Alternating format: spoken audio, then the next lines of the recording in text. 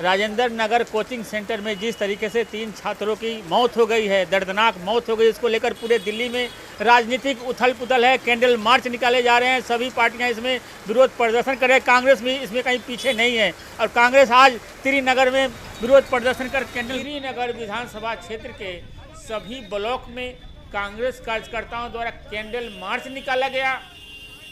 इस दौरान काफ़ी संख्या में कांग्रेस नेताओं और कार्यकर्ता एकजुट होकर केजरीवाल सरकार के खिलाफ नारे लगा रहे हैं। कांग्रेस के लोग राजेंद्र नगर कोचिंग सेंटर में दिल्ली सरकार और नगर निगम की लापरवाही बता रहे हैं। इस कारण दर्दनाक हादसा हुई जिसमें 3 होनहार छात्रों को अपनी जान गंवानी पड़ी। छात्रों और उनके परिवारजनों को न्याय दिलाने और दोषियों की सजा दिलाने के लिए सभी रामपुरा त्रिनगर ब्लॉक कांग्रेस कमेटी के द्वारा शाम 7 बजे कैंडल मार्च निकाल रहे हैं। इस दौरान यहां कमल कांत शर्मा, राजेंद्र अवाना, सुंदर खारी, रोहतास बसोया, संजय गौतम, कपिल बसोया के साथ चमन अवाना, तीनू सैनी, गुलशन प्रजापति, गायत्री सक्सेना, सोनिया देवानंद, काशीराम, सुदर्शन तिवारी, सुनील तंवर, प्रमोद गुप्ता और सभी कांग्रेस कार्यकर्ता एकजुट हैं। चलिए इस विषय पर कांग्रेस नेता कमलकांत शर्मा से बातचीत करते हैं।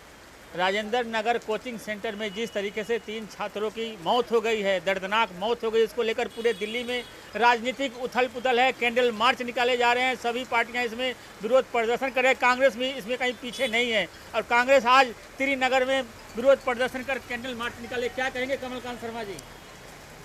जैसे आपने पिछले 5 दिन से आप लोग देख रहे हैं, राजेंद्र नगर की घटना एक दिल्ली सरकार को और नगर निगम को सबक लेना चाहिए और साथ साथ केंद्र सरकार को सबक लेना चाहिए। जिस अथॉरिटी ने उसको परमिशन दी बेसमेंट में कोचिंग सेंटर चलाने के लिए, इससे पहले भी कैजुअल कैंप के अंदर भी इस प्रकार की घटना हो चुकी थी। लोग ऊपर से कूद के बिजली के करंट की वजह से छात्र कूद के गए थे, पर कुछ दिनों के बाद फिर दोबारा से ये घटना हो गई। अफसर और सरकार के जो नेता लोग हैं उसमें मिले हुए हैं, दोनों पे कार्रवाई होनी चाहिए। और दिल्ली में केवल राजेंद्र नगर ही नहीं है, दिल्ली में जिस भी कोने में जाएंगे इस तरीके के अनऑथराइज कोचिंग सेंटर चल रहे हैं जो बेसमेंट में चल रहे हैं, केवल अफसरों की मिलीभगत से चल रहे हैं। आज वो लोग को काम नहीं देखते हैं। जिस प्रकार बरसात हो रही है, बरसात के अंदर पहले से ही 2 महीने 3 महीने पहले जब कांग्रेस की यहाँ पर सरकार थी, 3 महीने पहले से ही गटर को साफ करने के लिए लोग नीचे उतार दिए जाते थे और साफ करते थे।